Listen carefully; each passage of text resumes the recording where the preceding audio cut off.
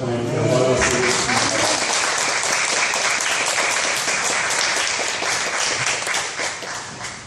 나는 하나님을 사랑합니다 라는 말씀의 제목으로 함께 말씀을 나누겠습니다. 함께 따라볼까요? 나는 하나님을 사랑합니다.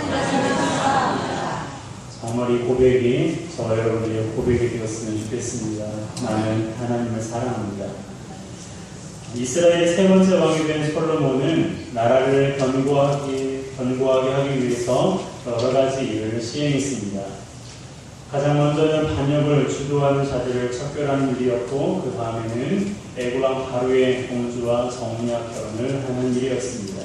그리고 자기의 공과 여호와의 전, 그리고 예루살렘 주위의 성을 건축하는 일도 열심히 했는데요. 이처럼 솔로몬이 나라를 견고하게 하기 위해서 분주한 시간을 보냈습니다. 그렇다고 솔로몬이 눈에 보이는 일만 열심히 한 것이 아니었어요. 그는 영적으로도 열심을 냈는데요. 하나님께 일천번제를 드렸다는 것은 너무나도 유명한 이야기입니다. 4절입니다. 함께 읽습니다. 이에 왕이 제사하러 기브온으로 가니 거기는 산당이 큽니다. 솔로몬이 그 단에 1,000번제를 드렸더니. 아멘. 산당이라고 하니까 이상하게 생각할 수도 있는데요. 이스라엘의 역사를 보면 성전 건축 이후에는 산당이 타락의 장소가 되기도 했지만, 그 이전에는 산당이 하나님께 제사를 드리고 기도하는 처소였습니다. 성전이 건축되기 전이어서 제사 드릴 수 있는 곳이 산당밖에 없었기 때문에 솔로몬이 산당에서 제사를 드리는 거예요. 그 중에서도 기브온에 있는 산당이 가장 컸습니다. 그래서 솔로몬은 이곳에서 하나님께 1,000번제를 드렸다고 성경은 기록하고 있어요. 물론 이 1,000이라는 숫자가 횟수인지 양인지는 분명하지 않습니다. 하지만 어느 쪽이든지 엄청난 규모의 제사를 하나님께 드리는 것을 알 수 있습니다. 특히 번제는요, 하나님과 정상적인 관계를 원하거나 하나님께 자신을 온전히 헌신하고 싶을 때 하나님께 드리는 제사입니다. 솔로몬은 이스라엘의 왕이기 전에 하나님 앞에서 충성을 다짐을 하는 거예요. 하나님, 내가 비록 이스라엘의 왕으로 세워졌지만 나는 여전히 하나님의 종입니다. 나는 하나님께 충성을 다하겠습니다 라는 솔로몬의 고백입니다. 그 이유는요, 솔로몬이 하나님을 사랑했기 때문입니다. 솔로몬이 하나님을 경외했기 때문입니다. 3절입니다. 함께 읽습니다. 솔로몬이 여호와를 사랑하고 그 붙인 다윗의 법궤를 향하되 오히려 산당에서 제사하며 분양하더라. 아멘. 솔로몬이 하나님을 어떻게 했다고 말하고 있습니까? 사랑했대요. 솔로몬이 여호와를 사랑했다라고 말합니다. 얼마나 이 말이 좋은지 몰라요. 성준이가 여호와를 사랑했다. 여러분들 이름 들어서 고백해 볼까요? 시작. 우리 한 사람 한 사람이 여호와를 사랑합니다. 내가 하나님을 사랑합니다 라는 이 고백, 누가 이 고백을 들으시면 좋아할까요? 목사요? 옆에 있는 성도님입니까? 물론 좋죠. 저도 좋습니다. 여러분께 하나님을 사랑하며 고백하면. 그러나 내가 하나님을 사랑합니다 라고 고백할 때 가장 기뻐하실 분 바로 우리 하나님 아버지세요. 그러니 하나님을 사랑한다는 말을 아껴두지 마시고요, 마음껏 기도할 때마다 하나님께 올려드렸으면 좋겠습니다. 그런데 사랑은 말로만 하는 것이 아닙니다. 사랑은 표현할 때 진정한 사랑이에요. 내가 내 자녀를 사랑하면 사랑의 표현을 합니다. 내가 내 여자친구, 남자친구, 또 내 배우자를 사랑하면 그의 상응한 표현을 하는 것이 사랑의 모습입니다.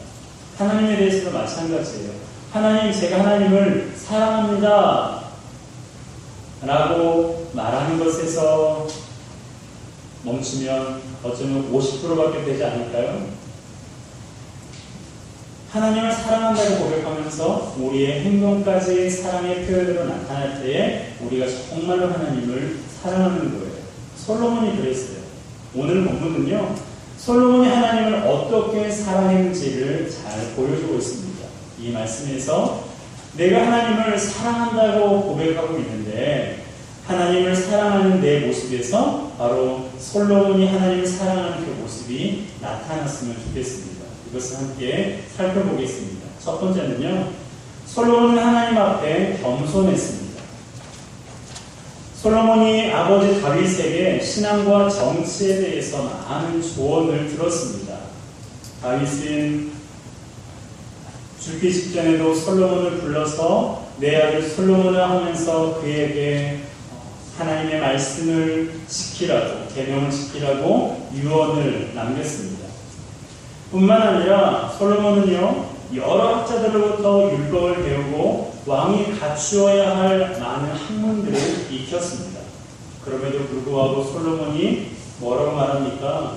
하나님의 꿈에 자기에게 내가 너에게 무엇을 주기를 원하느냐라고 물어보셨을 때에 자기에게는 백성들을 재판할 지혜가 없으니 지혜를 달라고 하나님께 요청했습니다.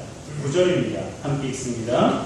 누가 주의 이 많은 백성을 재판할 수 있사오리까? 지혜로운 마음을 주님께 주사 주의 백성을 재판하여 선악을 분별하게 하옵소서. 아멘. 이것은 솔로몬의 솔직한 고백이었습니다. 그리고 솔로몬에게 어쩌면 가장 긴급한 그런 기도 제목이었을 것입니다. 누군가 여러분에게 일명 멍 때리고 있을 때, 아무런 생각도 안 하고 있을 때 뭘 줄까라고 물어보면 우리는 뭐라고 대답합니까? 생각할 여지가 없이요, 그저 그동안 우리가 생각하며 고민했던 그것이 입 밖으로 툭 튀어나오는 것을 보게 됩니다.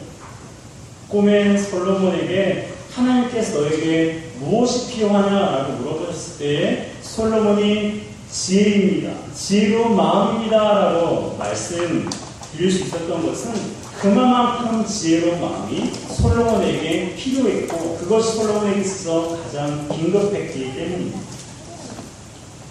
누가 주의 이 많은 백성을 재판할 수 있사오리까? 여러분, 실제 왕으로서 가장 큰 어려움은요, 백성들에게 올바른 판결을 주는 거예요. 사람이 많으면 뭐도 많아요? 사람이 많으면 문제도 많습니다. 사람이 100명이면 100가지의 문제가 있어요. 아니, 더 많은 문제가 있습니다.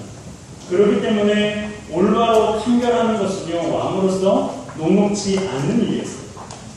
그래서 솔로몬은 백성들을 어떻게 재판해야 될지 모르겠다며 하나님 앞에 겸손함으로 기도하는 거예요. 게다가 7절을 보게 되면 솔로몬은 자신을 가리켜서 뭐라고 말합니까? 하나님, 나는 종입니다. 나는 작은 아이입니다 라고 고백하고 있습니다. 7절입니다. 함께 읽습니다. 나의 하나님 여호와여, 주께서 종으로 종의 아비 다윗을 대신하여 왕이 되게 하셨사오나 종은 작은 아이가 출입할 줄을 알지 못하고. 아멘. 솔로몬이 자신을 가리켜서 종이라고 고백합니다. 나는 작은 아이입니다 라고 고백합니다. 이것은 자신의 나이가 적다고 말하는 것이 아니라 지도자로서의 사역을 감당하기가 너무너무 부족하다는 거예요. 그리고 출입할 줄을 알지 못한다라는 말은 직역하면 나가고 들어오지 못한다라는 거예요. 이것은 솔로몬이 왕으로서 백성들을 어떻게 성공적으로 잘 다스려야 할지 도대체 모르겠다는 것입니다. 이스라엘 나라를 맡았지만 이 백성들을 어떻게 판결을 하고 이 백성들을 어떻게 다스려야 될지 도무지 않게 보이지 않는다는 거예요. 그런데 솔로몬이 하나님 앞에 하나님, 저에게는 지혜로운 마음이 필요합니다라고 그분 앞에 겸손히 간구한 것을 보게 됩니다. 여러분 하나님을 사랑하십니까? 하나님을 사랑하는 자는 겸손한 사람입니다. 하나님을 사랑하는 자는 겸손한 말, 겸손한 모습이 나타나는 것입니다. 인생의 경험과 지식에 풍부할지라도 하나님 앞에서는요, 하나도 드러낼 것이 없습니다. 얼마 전에 6살짜리 아이가요, 저에게 자기가 어렸을 적에 한 이야기를 들려주었습니다. 정확하게 무슨 이야기인지는 기억이 안 나지만 6살짜리 아이가 자기가 어렸을 때라고 말하니까요, 제가 속으로 웃음이 났습니다. 하나님 앞에서 우리가 인생의 경험과 지식을 말하는 것이 어쩌면 이런 모습이 아닌가라는 생각이 들었어요. 그러므로 우리는 하나님 앞에서 항상 겸손할 수밖에 없어요. 그분 앞에서 우리가 어떤 지식을 내놓겠어요? 그분 앞에서 우리가 어떤 경험을 내가 했다고 그분 앞에 말할 수 있겠습니까? 그러니 솔로몬과 같이 우리는 언제나 자신을 종과 작은 아이로 여겨야 합니다. 자기 자신을 종과 작은 아이로 여기는 사람은요, 하나님을 의지하게 돼요. 그것은 기도로 나타납니다. 기도는 하나님 앞에 우리의 겸손함을 나타내 보이는 가장 분명한 방법이기 때문입니다. 필요한 것이 있을 때, 마음이 괴로울 때, 무엇을 결정해야 될지 모를 때 여러분들은 어떻게 하십니까? 여러분이 하나님을 사랑한다면 그 자리에 무릎을 꿇고 하나님 무엇을 선택해야 될까요? 하나님 어떤 말을 해야 될까요? 하나님 지금 제 마음이 이런데 어떻게 하면 좋을까요? 라고 그분의 지혜와 그분의 마음을 구하는 것이 바로 겸손한 자의 모습입니다. 하나님을 사랑하십니까? 그렇다면 그분 앞에 겸손한 모습으로 무릎 꿇으시기 바랍니다. 겸손한 자에게 하나님께서 크신 은혜를 베풀어 주실 것입니다. 두 번째로 솔로몬이 하나님을 사랑하는 증거는요, 하나님이 지혜를 주신 분임을 믿었다는 거예요. 솔로몬이 하나님께 일천 번제를 드린 후에 하나님께서 솔로몬의 꿈에 나타나셔서 그에게 물으셨습니다. 내가 너에게 무엇을 줄고 이렇게 지혜로운 마음을 주시기를 간구했는데요. 우리 9절의 말씀을 다시 한번 읽겠습니다. 시작.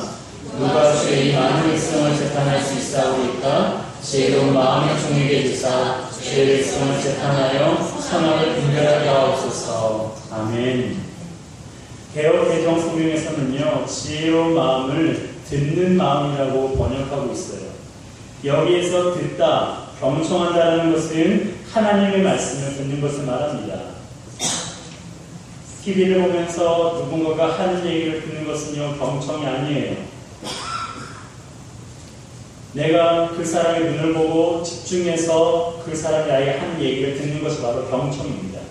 그리고 그 말을 들을 때 이 사람이 어떤 의도로 어떤 마음으로 말을 하는지를 생각하면서 듣는 것이 바로 경청입니다. 바로 솔로몬이 하나님께 나에게 지혜로운 마음을 주세요, 나에게 듣는 마음을 주세요 라고 말씀드리는 것은 하나님의 말씀을 내가 듣겠습니다 라는 헌신의 표현입니다. 즉 하나님의 말씀에 순종하는 것을 말합니다. 성경에서 말하는 지혜는요, 세상의 처세술이 아닙니다. 하나님의 말씀을 듣고 그 말씀대로 순종하는 데서 얻어지는 것이 바로 성경의 지혜예요. 하나님의 말씀은 즉 지혜입니다.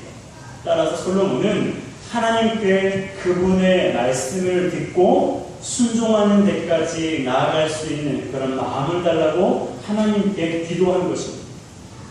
그렇다면 정말 솔로몬이 지혜가 없어서 하나님께 지혜로운 마음을 구했을까요?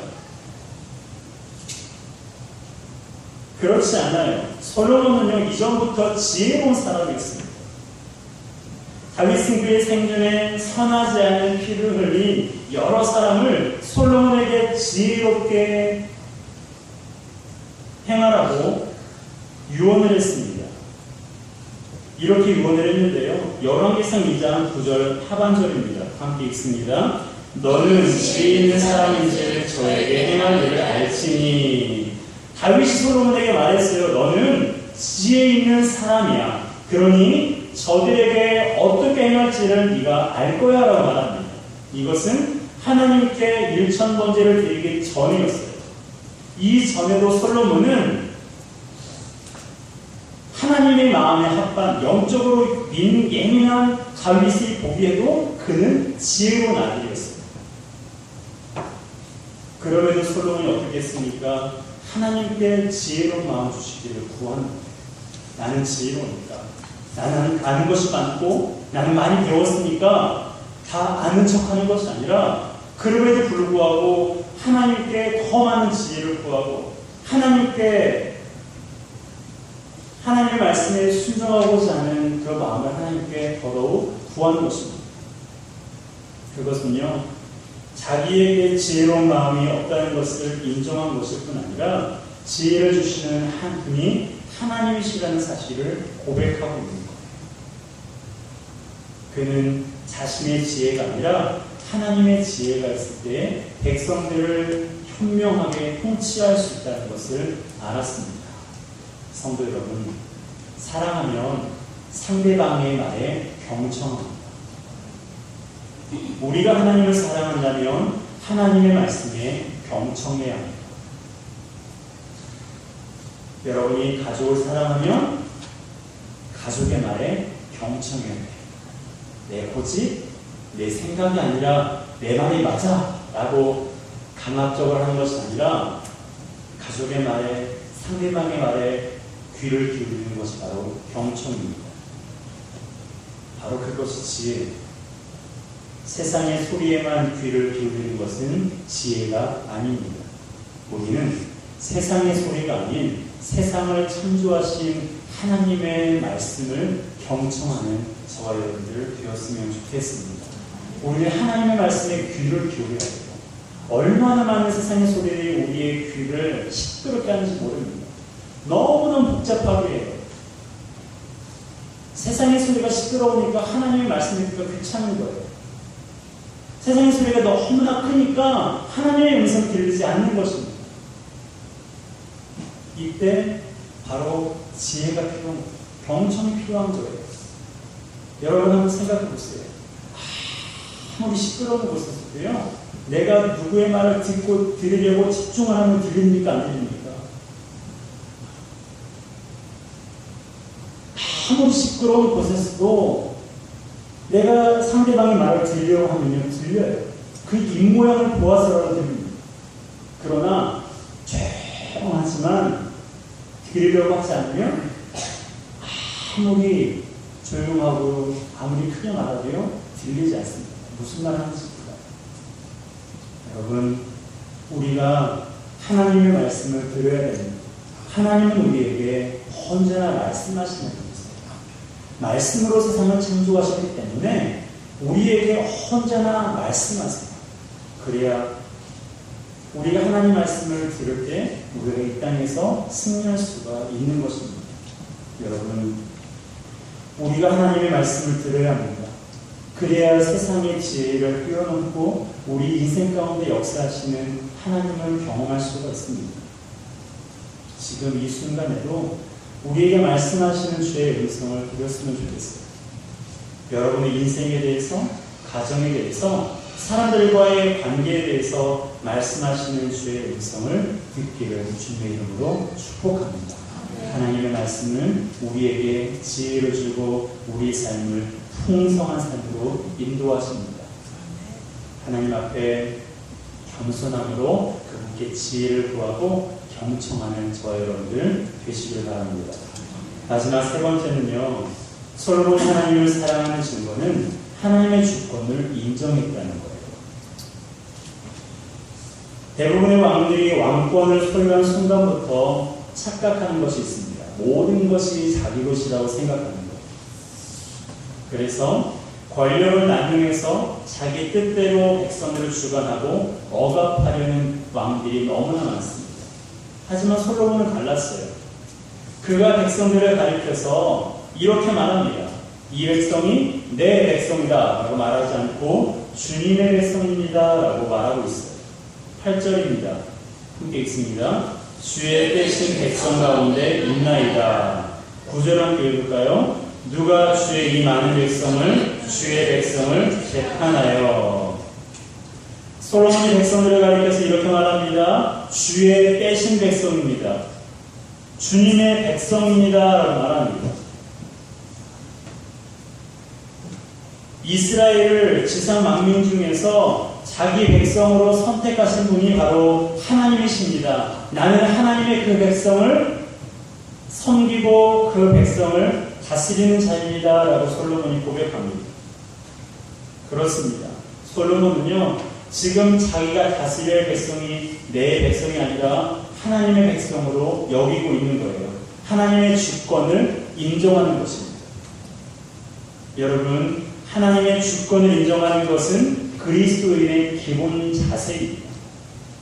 우리는 청직입니다. 하나님의 것을 잠시 맡아서 사용하는 그리고 관리하는 청지기에 불과해요. 하나님이 내 인생의 주인이십니다. 그리고 내가 내 것이라고 말하는 모든 것이 다 하나님의 것임을 인정하시기 바랍니다. 아멘. 우리가 하나님의 주권을 인정하면 고난도 극복할 수 있어요. 내 생명도, 내 자녀도, 내가 하고 있는 일도 하나님의 것이라고 고백하면 어떤 일이 닥치더라도 우리가 이겨낼 수가 있습니다. 욥을 생각해 보세요. 그는요, 하루아침에 극심한 환난을 당해서 모든 것을 다 잃어버렸습니다. 그렇지만 그 상황에서 하나님께 원망하지 않았습니다. 오히려 위대한 고백을 합니다. 하나님께서 주셨으니 하나님이 취하셨습니다라고 고백합니다. 주신 분도 하나님이시요 취하신 분도 하나님이십니다라고 고백합니다. 결국 이 고백이 욥을 환난으로부터 견디게 해주었던 거예요. 성도 여러분, 우리는요, 하나님을 향하여서 내 인생의 주인이라고 고백해야 됩니다. 나의 모든 것이 주님의 것이라고 고백해야 됩니다. 나의 자녀가 아니라 주의 자녀예요. 나의 일이 아니라 주의 일입니다. 나의 꿈이 아니라 주님의 꿈입니다. 그리고 성도는 목사의 양이 아니라 주님의 양이에요. 교회는 내 교회가 아니라 주님의 교회입니다. 하나님의 교회예요. 여러분, 하나님께 내가 가진 모든 것이 주님의 것이라고 고백하시길 바랍니다. 그것이 우리를 청지기로 불러주신 하나님을 향한 마땅한 고백입니다. 내 것이라고, 내가 힘들어 모았다고 그것을 움켜주지 마시고, 하나님께서 원하신다면, 하나님께서 필요하시다면 그분께서 우리를 통해서 사용하시도록, 그분께서 우리의 시간과 우리의 물질과 우리의 몸과 우리의 가정을 주님께서 원하시는 대로 사용하시도록 그분께 내어드리는 저와 여러분 되시길 주님의 이름으로 축복합니다. 아멘. 성도 여러분, 솔로몬은 하나님을 사랑하는 사람이었어요. 그는 하나님 앞에 겸손했어요. 하나님이 지혜를 주시는 분임을 알았습니다. 그리고 하나님의 주권을 인정했습니다. 우리 또한 나는 하나님을 사랑합니다 라고 말했으면 좋겠습니다. 그러기 위해서 우리 안에 하나님을 향한 겸손이 필요해요.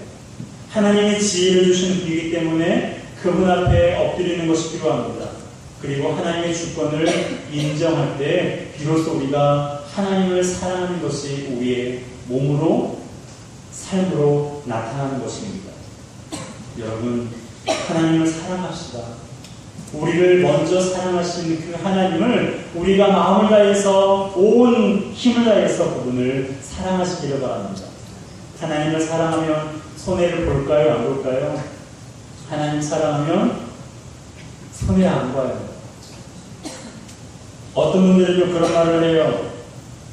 내 자녀가 열심히 신앙생활하고 뭔가 열정을 보이면 혹시 하나님이 저 아이를 선교지로 보는 거 어떡하냐? 혹시 하나님이 저 아이를 목사를 부르시면 어떡하냐? 목사가 어땠어요? 선교사가 어땠어요? 여러분, 하나님께서 그를 선교사로 사용하신다면, 하나님께서 그를 목회자로 부르신다면 그것 또한 하나님께서 그 자녀를 향한 그분의 계획이십니다. 하나님을 사랑하면 손해보지 않습니다. 지금 당장은 물질적으로 그리고 시간적으로 손해보는 것처럼 보이지만 이것의 끝을 보게 되면 결코 손해가 아니라는 것을 우리가 알 수 있습니다. 여러분, 하나님은 우리를 영원히 사랑하시는 분이세요. 그러니 우리도 하나님을 결단코 배반하지 않았으면 좋겠습니다. 하나님을 사랑하면 하나님의 더 큰 사랑을 경험하게 돼요. 지금까지 여러분들이 경험한 하나님의 사랑이 다가 아니에요. 지금까지 받은 사랑보다 더 큰 사랑이 하나님의 사랑 여러분들이 기다리고 있다는 사실을 기억하시기 바랍니다. 그러므로 전심으로 하나님을 사랑하는 일에 힘쓰는 저와 여러분 되시길 주님의 이름으로 축복합니다.